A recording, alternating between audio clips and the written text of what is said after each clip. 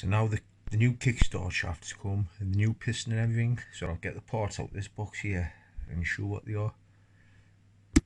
Here's the parts that came. There's the old piston, there's the new one. It's exactly the same. I've measured it up height wise and everything. It's from an Apache 100, but they're both 52mm. Got the rings and them there. Head gasket and bottom gasket. What I haven't done is check the reeds, so I'm gonna probably need a reed gasket.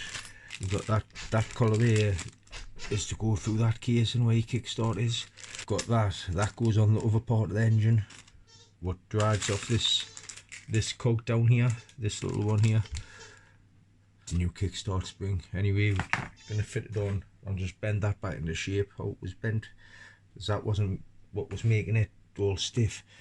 When I took it apart, this spring on here was seized on, so that's what was making it tight. Because if you remember the first video, it popped off and the kickstart was going down, but it was still tight, more tighter than it should have been.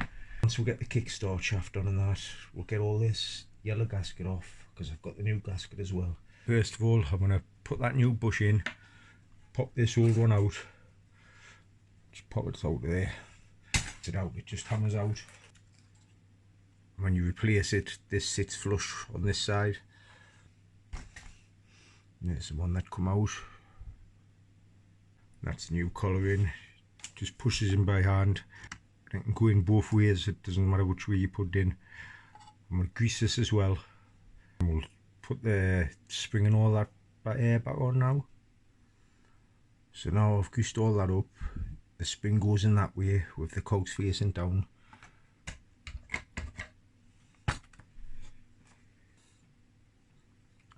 That's the kickstart on now.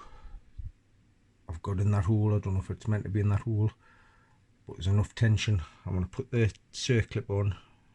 The collar's popped out the end. Circlip and the washer on there, just so it doesn't pop off with the spring while it's in there. That's at the stopper now. Then when you kickstart it, it'll turn around and stop at that stopper, and then it'll spring back down to there once it starts. So we'll get the washer and the circlip on anyway. And that's the circlip and the washer on. Now we'll put this cog on.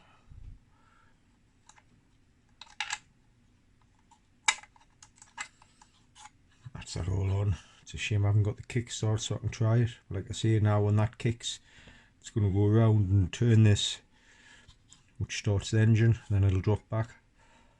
And if that kickstart springs in the wrong place, because I was sure they go there, but it was too much tension if I put it there, the spring was all wonky. But we'll find out when it's together. Anyway, I'm going to put this metal plate on, and then the airbox. That's all on now, tightened. And that's the air filter on as well. I've tightened these 3 bolts now, so it's locked all the back up. So hopefully that's alright. That's that done. The spring looks like it hasn't popped out. Like I say, there was too much tension if I put on the other cog, but I'll sharp find out if it breaks. But I think we've tightened that cog up. We've tightened this plate up. It's tightened all the spring in so it can't pop out, because it's pushing up against the kickstart and everything. And it'll be hooked on that hook, wherever the hook is. I think that's it there, what it's hooked on now. I'm going to scrape the gasket off, and then we'll be going to the quad and put the piston and rings on, putting this side on, and then I think it needs something done with the carb. Now the one thing I forgot to do was check the reeds, so I'm going to check the reeds, then put the piston and rings in and the barrel and head on.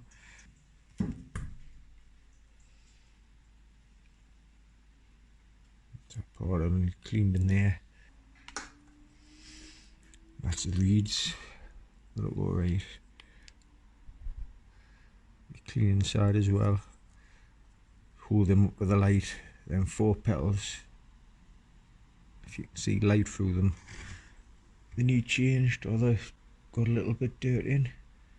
So if you can see the top petal. You can see along there, there's a gap. So I'll probably just swap them round, or buy a new set of petals if you can get them. The bottom ones is alright. So let's put them back on there. I'll put the cap on while we're putting the piston and that on. Now put some tissue in there and we'll scrape that bit gasket what's left on. So that's all the gasket off the bottom. I'll have a look on the bottom of the barrel, see what's on there, and then we'll take that off as well. There's all that in the barrel, so I'll get that off now. That's the yellow off the bottom of the barrel now. Now we'll get the piston, get that fitted. So put the base gasket on first. That's the piston, that's which way it'll be going. That's the exhaust port down. So yeah, piston's never got a pointer on. Your notches where your rings line up on the back, so they're not near the exhaust port. Anyway, I always put one circlip into the piston, so we'll put that in now. So now I've got the rings. Normally they've got little letters on.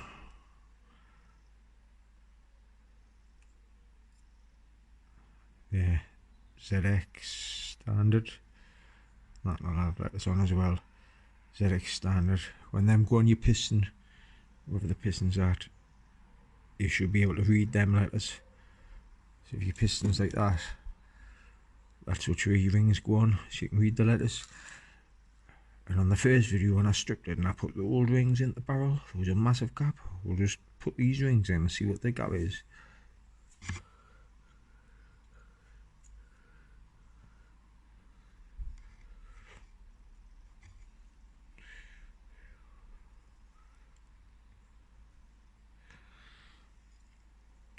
There's the gap there on that ring. The other one will be the same, so I'm not even sure. So just dial the little bearings up with 2-stroke, so we'll put them in. Now get your piston, push that piston pin in that side. So you've got your circle up in that side. Now we're going to lube all in there before we put the rings in. Now that's both gaps lubed with 2-stroke oil. And just get the rings on now. Just like I said before, make sure the letters are facing up. Doesn't matter which way these rings go on. Some rings are beveled and they go down on a slant. These ones don't, they're just parallel on all the way.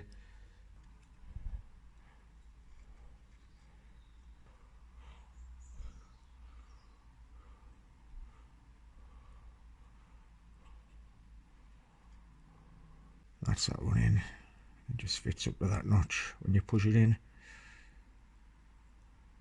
But when I do it, I don't fit it onto the con rod. I put the rings on, then I put them in the barrel, then put the barrel on, then you know the rings are in properly. So anyway, we'll get the top ring on now. That's the top ring on. Just try and look for the notches. There's one notch. There's the other notch. So you've got to nip that notch and nip that ring onto that notch and slide it into the barrel.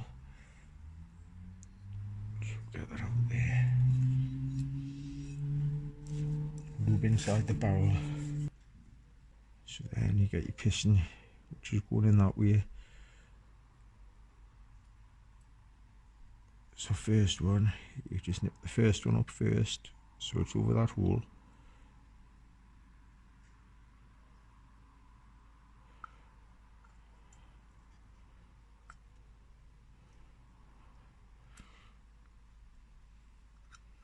Then fit it on, and that's that ring on. Then go around, look for the gap of the other ring, which is there. I'll just nip that ring right over the notch. Then if your rings are in properly, you can pull back out and check as well.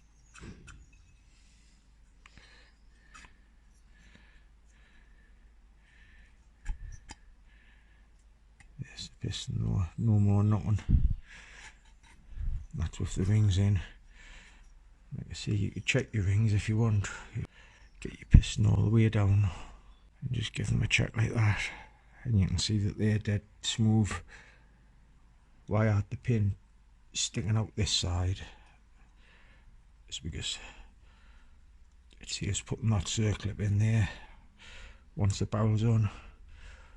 So get that pin there, then just slide it on. I'm going to push that pin.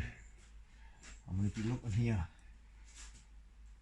When I see the pin go through the little end bearings in there, I can just slide this pin straight through, and it's much easier.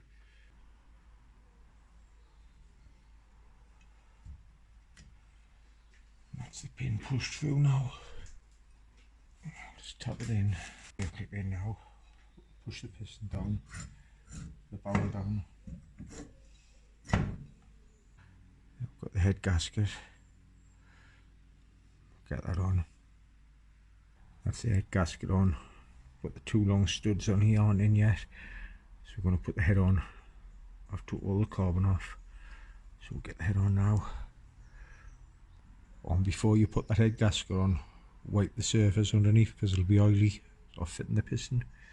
So that's the head on. I've put the spark plug in just so no muck falls down the hole because there's muck everywhere. So tighten this one, this one, this one, this one, this one, this one, this one, this one in a sequence. That's it all on now. I've tightened the spark plug up. Just try the compression now.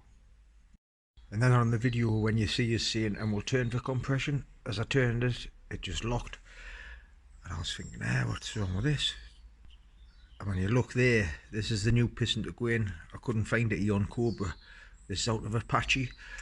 If you look there, it's filed flat. Compared to that one, isn't filed, so I'm going to have to put a file mark on that side, down there, file mark that side, put the pin through the piston and see if this is still hitting the crank. If it's not, be alright, but then this part might hit the crank because on that piston that part's filed on the corners as well, if you can see, and that's not filed down on the corners on that piston there and there, so might have to file that as well, but I'm going to start filing this now. And I filed the front bit down as well, so we'll give that a try now. And it must be filed down alright now because it's not catching now.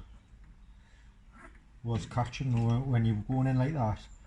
This skirt was catching, but this top skirt was probably catching as well. That's perfect now. So I'll put it all back together because I don't need to make the video again because I'd already made the video of it getting put back together. I just had to put this part in with a piston needing to be filed down. So we'll get the barrel and head back on. Don't need to make a video of it.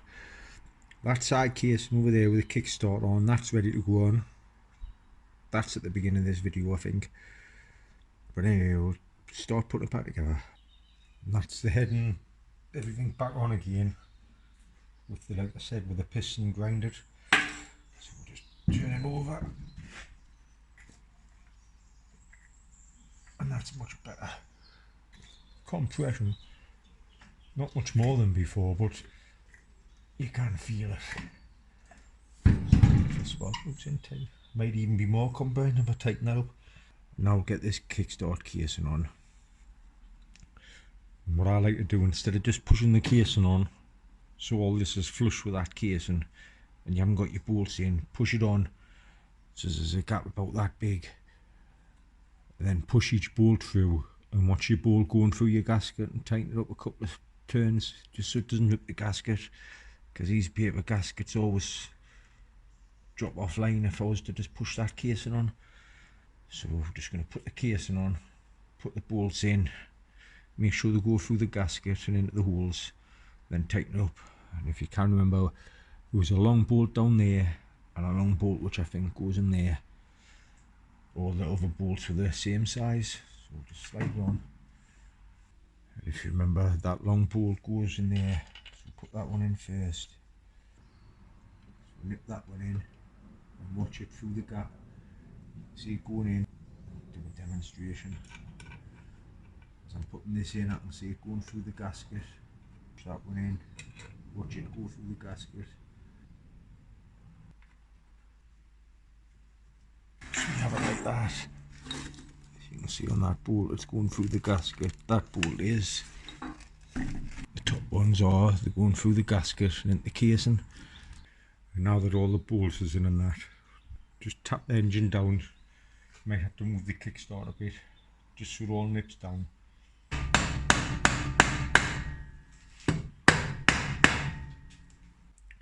So that's all the case bolts in tightened.